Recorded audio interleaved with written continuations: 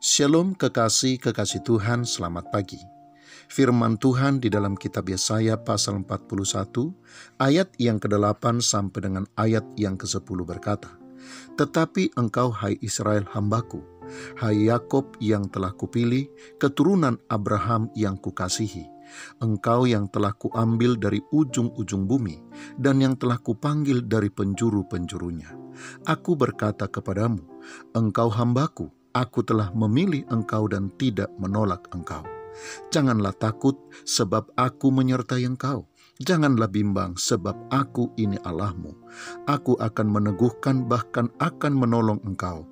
Aku akan memegang engkau dengan tangan kananku yang membawa kemenangan."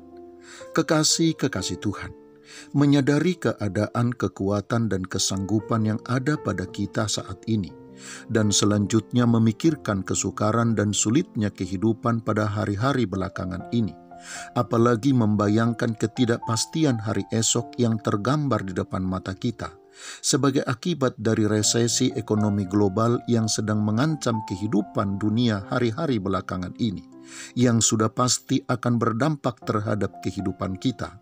Tentulah wajar membuat kita atau bahkan membuat banyak orang menjadi khawatir. Sedikit banyak kekasih Tuhan, kita akan khawatir atau bahkan takut dengan hari esok kita, termasuk hari esok keluarga kita. Situasi hidup yang penuh kekhawatiran dan ketakutan seperti itulah yang sedang dialami oleh bangsa Israel ketika mereka berada di dalam pembuangan. Mereka sampai kehilangan harapan karena penderitaan dan kesukaran yang sedang mereka alami saat itu. Dan dalam situasi penuh kekhawatiran dan ketakutan itu, serta kehilangan harapan tersebut, Allah mengingatkan mereka bahwa mereka adalah umat kepunyaannya. Allah menyatakan kembali kehadirannya untuk menguatkan hati mereka, membangun kembali harapan, dan membebaskan mereka dari ketakutan melalui firman-Nya yang disampaikan oleh Nabi Yesaya.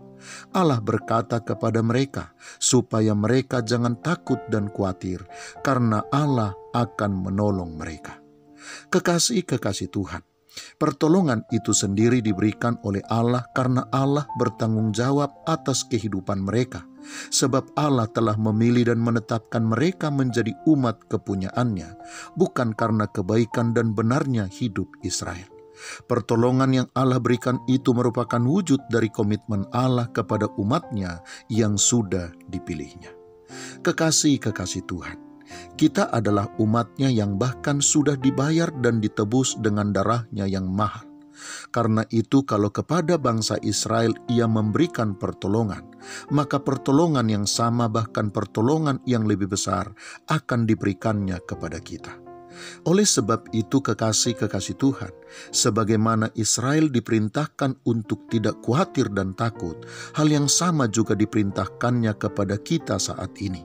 Kita diingatkan bahwa Allah selalu hadir bagi kita dan tangan-Nya selalu menggenggam kita untuk memberikan pertolongan yang kita butuhkan di dalam kehidupan kita. Selamat pagi, Tuhan Yesus memberkati. Shalom.